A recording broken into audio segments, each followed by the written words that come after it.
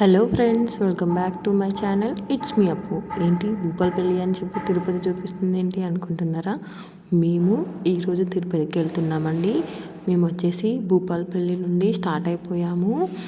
అక్కడ నుండి మేము పర్కాల్ టు మనం వరంగల్ రైల్వే స్టేషన్కి అయితే వచ్చేసామండి. మా ట్రైన్ వచ్చేసి నైట్ 8కి ఉంది. మేము 7 కల్లా రైల్వే స్టేషన్కి రీచ్ అయిపోయాము. ఇక్కడ మా ట్రైన్ కోసం అయితే మేము వెయిట్ చేస్తున్నామండి.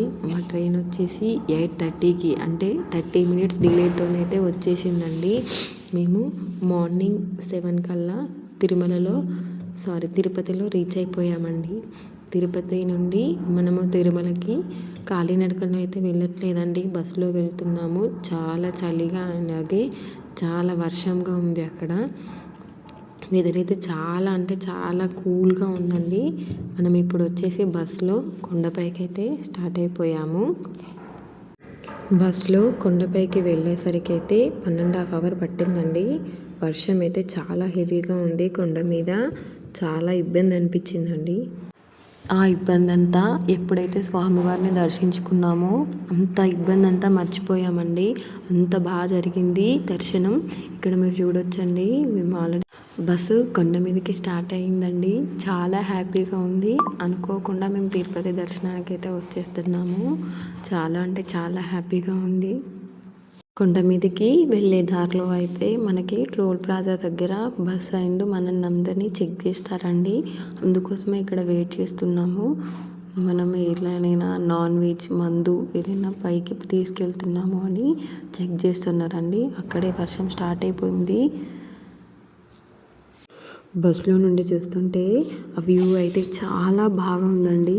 మనం బస్ పైకి వెళ్ళే కొద్దీ కొండలు అయితే చాలా బాగా కనపడ్డాయి. మంచుతో కప్పబడిపోయినాయండి కొండలంతా. మీరు కూడా చూసేయండి ఎంత బాగుందో వ్యూ వచ్చేసి.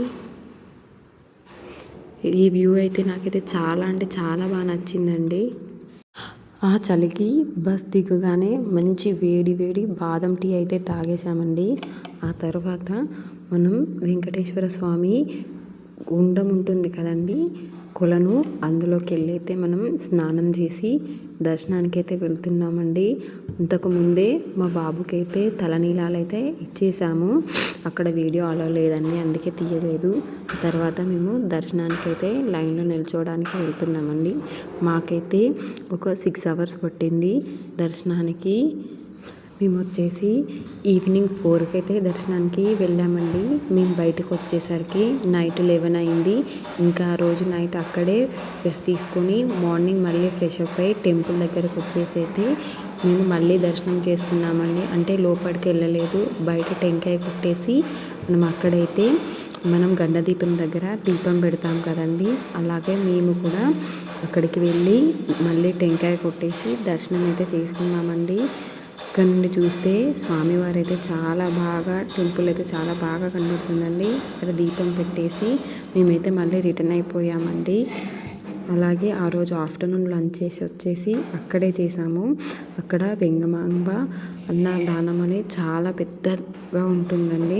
అక్కడైతే మేము లంచ్ చేసాము. అక్కడ ఫుడ్ వచ్చేసి చాలా బాగుంటుందండి. ఎంతమందికైనా మనకి కడుపు నిండా భోజనం పెడతారు.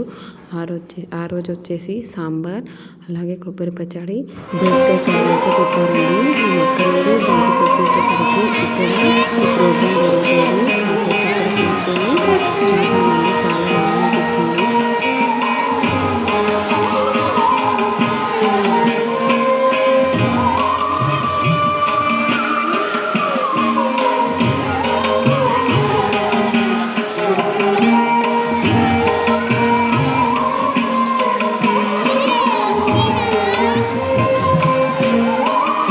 అక్కడ నుండి బయటికి రాగానే వేడి వేడి టీ అయితే తాగానండి. నాకు టీ అంటే చాలా ఇష్టం.